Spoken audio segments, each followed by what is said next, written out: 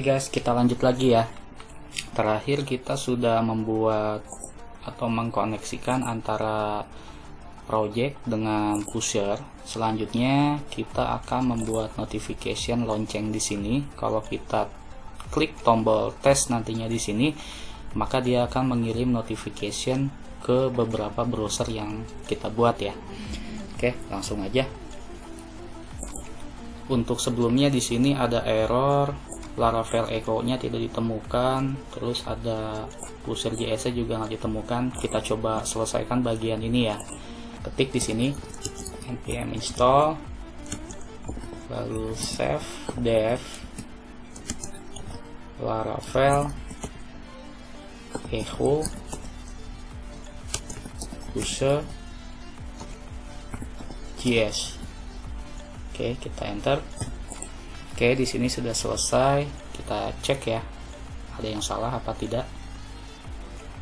Oke, jika tidak kita tes lagi ya. Di sini kita tekan tombol Ctrl C, lalu pilih Y, lalu kita build ulang npm run watch. Kita enter, tunggu sampai selesai. Oke, sudah selesai. Saya rasa untuk error Laravel Echo dan pushernya sudah tidak ada ya, berarti ini sudah bisa ya. Ini saya biarkan saja, lalu saya fokus ke sini karena kita akan menambahkan beberapa PHP artisan ya. Membuat notification di sini kita harus siapkan table notificationnya terlebih dahulu dan beberapa event, lalu kita buat controller, lalu kita buat migration. Kita coba yang paling pertama adalah kita membuat table notificationnya dulu. Yang paling pertama kita ketik di sini PHP, ini kita clear dulu ya, clear. Nah, lalu di sini saya ketik PHP artisan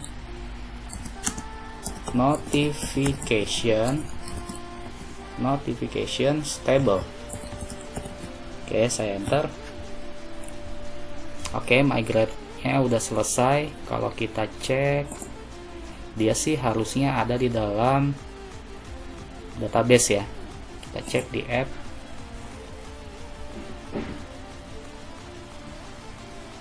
Kita cek di database, lalu ada migration. Nah, kita geser sedikit. Nah, ini udah ada nih create notification table, dan ini adalah tabel notificationnya. Ini adalah fieldnya yang sudah otomatis dibuat ya. Selanjutnya kita akan migrate ke dalam database ya. Berarti di sini kita ketik PHP artisan migrate. Saya enter. Oke. Di sini sudah selesai. Kita bisa cek ke database-nya. Kalian masuk ke phpMyAdmin ya. Kita cek.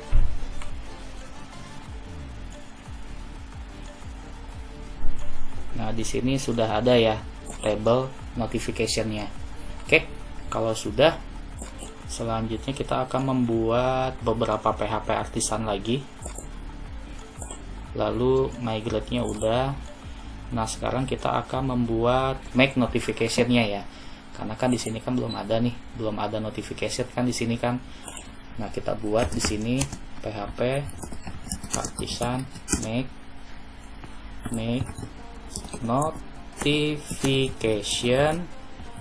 notification. Saya kasih nama di sini test notification.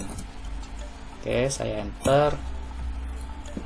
Nah, dia udah ada. Kalau kita lihat di app, nah di sini udah ada ya. Oke, test notificationnya udah ada. Nah, ini saya close dulu semuanya ya. Nah, ini udah ada. Nanti kita akan bermain di sini ya, tapi sekarang biarkan saja dulu. Selanjutnya kita akan membuat event. Di sini saya buat lagi PHP artisan make event. Namanya adalah event. My event aja. Oke. My event. Oke, saya sorry di sini kurang nih. Nah, my event. Oke, saya enter. Oke, sudah selesai. Dia ada di sini, ada di event, lalu my event. Selesai. Setelah itu kita akan membuat controller php artisan make event make controller notification controller. Oke, saya enter. Nah, dia harusnya ada di dalam controller. Kita lihat http, lalu di sini, nah ini ada ya, notification controller. Oke, udah ada. Selanjutnya kita akan bermain dengan my event atau event yang sudah kita buat tadi. Ini saya kecilkan ya. Kita lihat implementasinya di sini ada channel, interact, ini sama disable, dispatchable, lalu serialize. Oke, cuma di sini ada yang kurang ya. Kita tambahkan di sini implements. Oke, implementsnya berdasarkan salt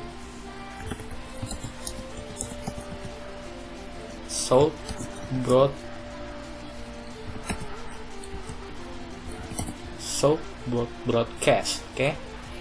Nah, kalau udah di sini cek lagi dispatchable-nya udah ada, interact with socket-nya udah ada, serialize models-nya udah ada. Nah, cuman di sini kita buat satu buah public ya, namanya message. Nanti dia akan mengirim message ke dalam pusher nih nantinya nih. Nanti message ini akan kirim ke sini nantinya. Nih, debug console. Nantinya akan ngirim ke sini ya. Nah, kita buat di sini public-nya, public, lalu $message. Nah, message. Selanjutnya kita konstruk, lalu kita konstruknya itu yaitu message. Nah, isinya apa? Berarti di sini this message,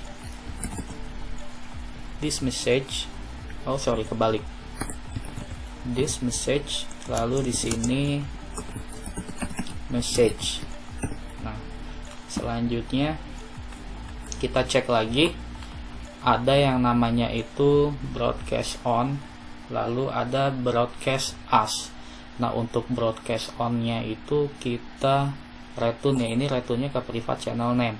Oke, berarti di sini saya ganti channel name menjadi my channel, atau ini saya matikan, saya buat baru aja ya. Di sini return.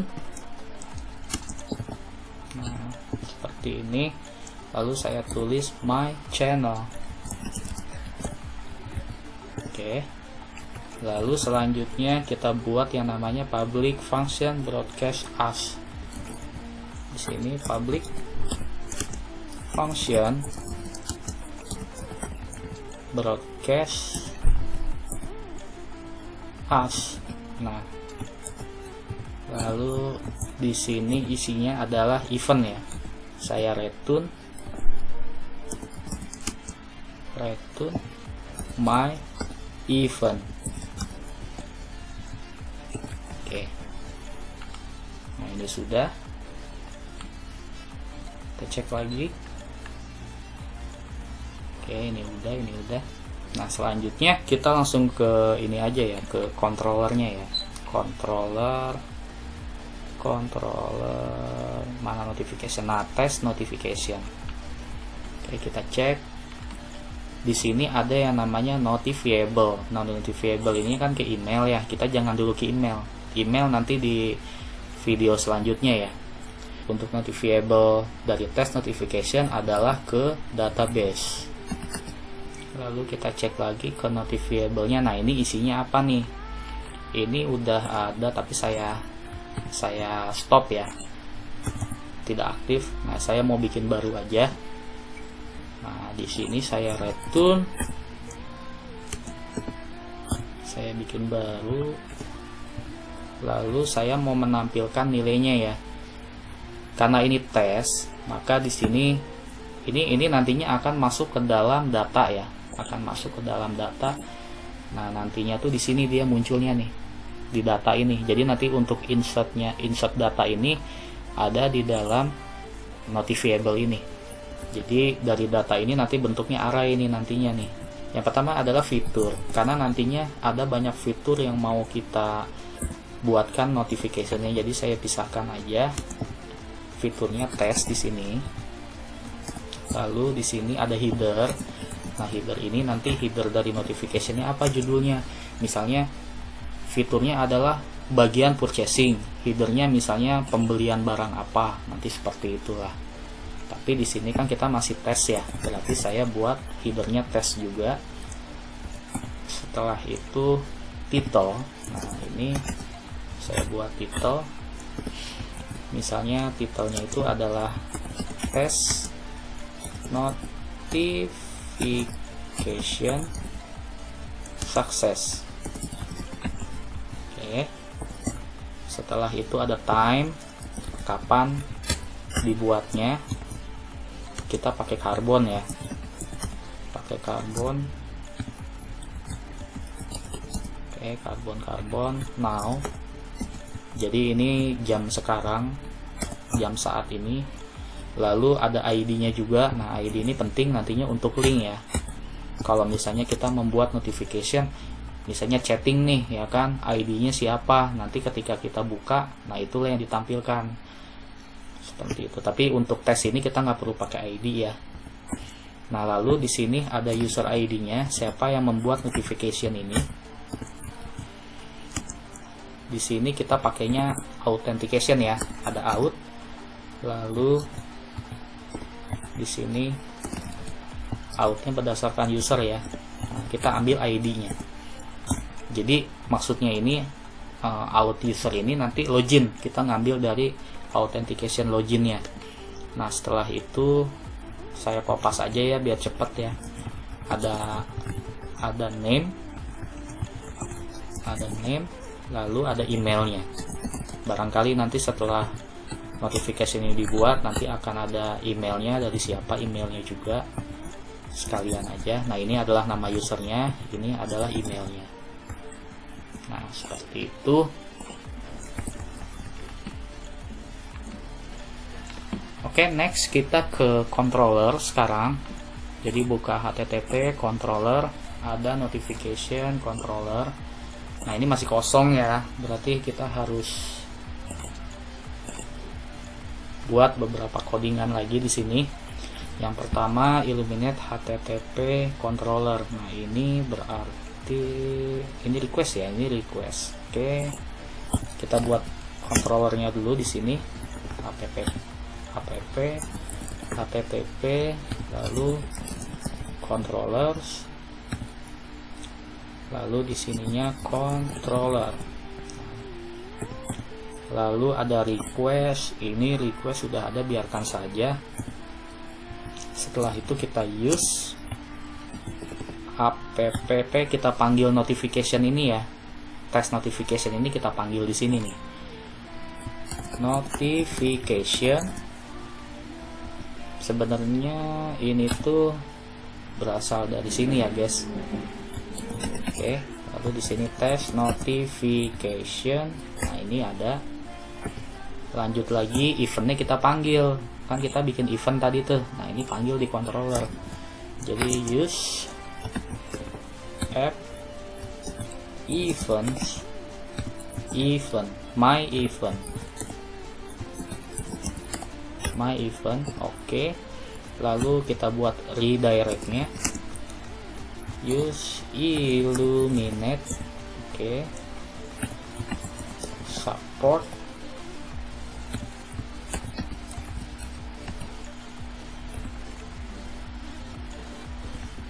Oke.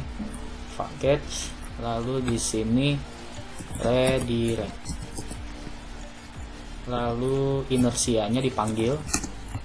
Karena kita pakai inersia JS, berarti kita di sini juga pakai inersia. Nah, selanjutnya di sini yang paling pertama kita buatkan ininya dulu ya. Apa? Nanti kan kalau kita klik tombol di sini, misalnya kita buat tombol test notification, nantinya ini akan dikirim ke controller kan.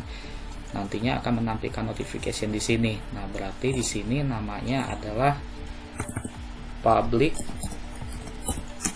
function, kita kasih nama tes aja. Oke. Nah, nanti kalau misalnya kalian membuat notification kayak purchasing, kayak accounting, sales dan lain-lain, nanti kita bikin terpisah aja notificationnya gitu. Ini untuk tes ya seperti ini. Nanti untuk purchasing kita buat lagi public function purchasing. Nanti kan datanya juga beda yang mau ditampilkan kan. Nah, di sini ini berdasarkan authentication user ya. Berarti di sini apabila dia ada out dari usernya,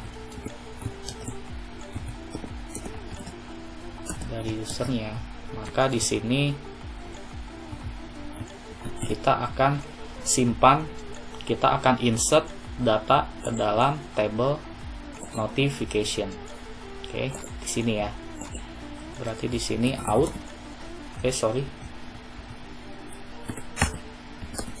Out berdasarkan out user. Nah, setelah itu di sini ada notify. Nah, ada notify. Lalu di sini dia akan new ke test notification. Nah, test notification.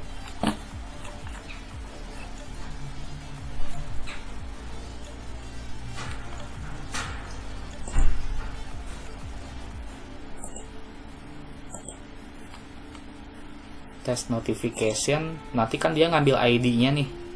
ID-nya itu maksudnya ID yang ini ya, notifiable ID ini nantinya. Ini berdasarkan user yang login nih. Berarti di sini pakai out lagi. Out user. Lalu kita ambil ID-nya. Nah, oke, udah selesai. Oke, kalau udah selesai, jadi gini loh. Dia itu akan insert ke dalam test notification, berarti akan insert ke sini kan, nih, ke notification, test notification. Nah, dia akan input ini. Nah, untuk datanya nih, hanya untuk datanya. Tapi yang lain-lainnya dia akan otomatis insert berdasarkan notify yang ada di sini. Jadi datanya diinsert dari test notification, untuk ID, type dan lain-lain itu diinsert dari notify yang ada di sini berdasarkan authentication usernya. Setelah itu, ini kan udah selesai nih, dia udah insert ya ke dalam table notification. Nah, selanjutnya dia akan mengirim event ke pusher. Dia akan mengirim event ke pusher ke sini nih nantinya. Berhasil apa enggak gitu. Nah, berarti di sini event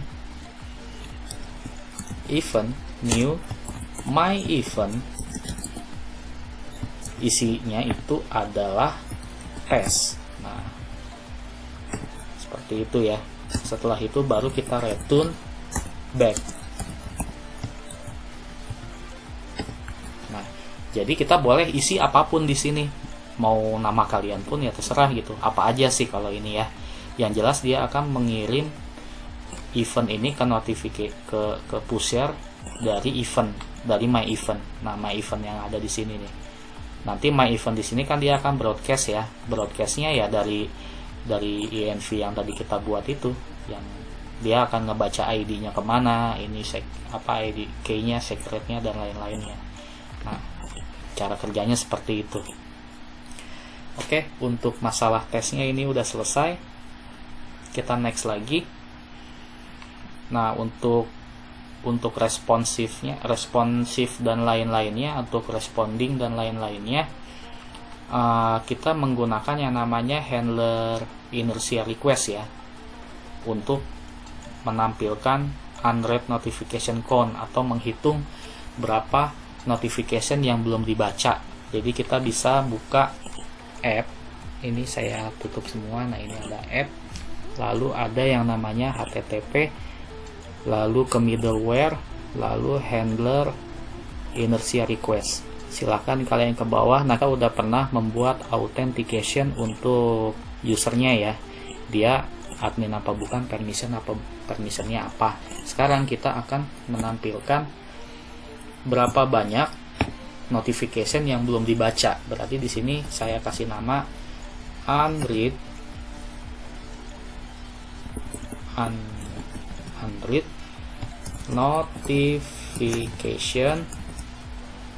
notification count. Jadi kita menghitung berapa notification yang belum dibaca nih. Oke, nah ini berdasarkan authentication dari si user ya. Kalau dia itu ada, maka kita kasih array di sini, namanya itu count.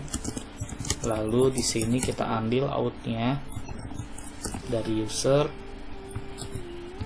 Kita kan mau ngambil yang belum dibaca, berarti di sini kita ambil dari unread notification. Kalau misalnya yang ngelihat yang udah dibaca ya berarti dia read notification-nya, ini yang belum dibaca ya. Setelah itu kita count di sini. Kita count. Nah, oke. Tapi kalau nggak ada ya udah nol aja. Misalnya emang belum ada notification ya berarti dia nol ya. Biasanya kalau pertama kali dia masih nol deh. Tapi kalau udah ada ya berarti jumlahnya berapa yang belum dibaca. Nanti saya akan kasih tahu gimana cara menampilkannya ya. Nah, selanjutnya kita ke kernel. Karena di sini udah dibuat handler inersianya, kita cek ke kernel ya. Kita cek di app, lalu ke http, lalu cari yang namanya itu kernel. Harusnya di sini sudah aktif handler inersianya nih.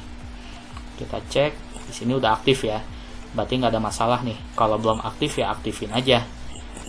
Kalau misalnya kondisinya begini, ya udah aktifin. Berarti Ctrl/ ya, aktifin ya. Kalau udah ini nggak ada masalah, selanjutnya kita tes ya. Oke, kita refresh. Ini kita belajar cara bacanya aja dulu. Oke, saya login terlebih dahulu di sini. Ini adalah password.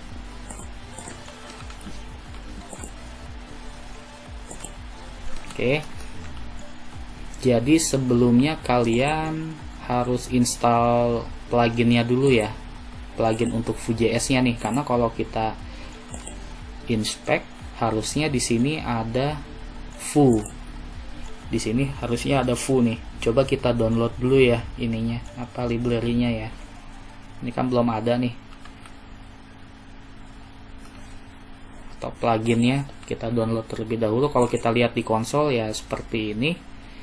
Lihat di elemen pun seperti ini. Agak-agak rumit ya kalau ngelihat di elemen. Kita carinya yang praktis aja nih. Oke, kita install dulu plugin Vue.js-nya supaya lebih gampang.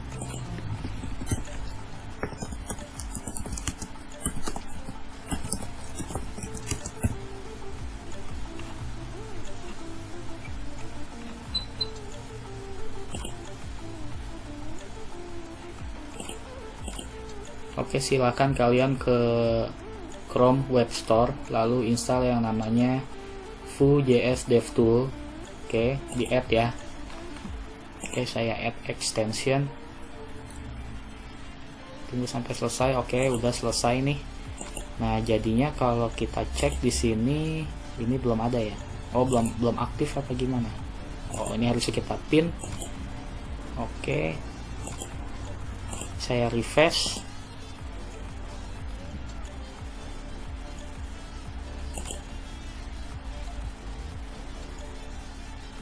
Oke, saya refresh, saya close, saya inspect lagi. Nah, ini udah ada Vue di sini ya. Jadi kalau kalian klik kanan inspect, lalu harusnya di sini ada Vue. Nah, jadi kita akan membaca datanya nih. Tadi kan kita bicara masalah authentication ya. Di sini ada yang namanya out user.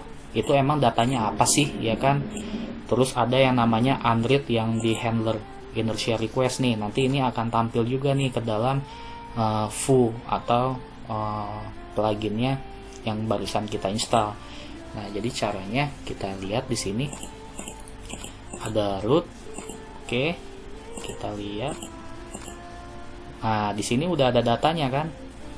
Coba perhatiin. Nah, ini yang saya maksud. Ada yang namanya probe. Nah, ini lo outnya, out user. Nah, ini adalah out user yang login saat ini. Jadi namanya siapa, permissionnya itu apa. Nah, terus ada yang namanya unread notification kan. Nah, yang tadi kita buat. Nah, countnya masih 0, memang belum ada, ya kan? Ini datanya masih kosong nih, makanya dia belum bisa menghitung ya. Makanya di sini 0. Lalu ada user. Nah, user ini user yang sedang login saat ini. Beda dong dengan yang ini. Ini kan authentication user dari sini kan. Nih, dari sini kan, dari handler inertia request. Kita udah pernah buat dulu ya waktu di pembuatan dashboard kan. Nah, kita udah buat. Jadi kita kasih nama user. Nah, ini adalah unread notification count. Nah, jadi ini adalah out yang kita buat nih. Ada user, lalu ada unread notification count. Oke. Jadi untuk inertia handler itu seperti itu ya cara bacanya menggunakan plugin dari Vue.js. Silahkan kalian install supaya lebih mudah cara baca datanya ya. Selanjutnya kita akan melakukan atau membuat tombol loncengnya dulu ya. Kita buat dulu tombol loncengnya di sini. Baru nanti kita buat tombol testingnya di sini. Oke, sampai ketemu lagi di video selanjutnya ya untuk kita bahas cara membuat lonceng di sini dan cara membuat notification. Kalau kita klik dia muncul notification di sini. Oke, sampai jumpa.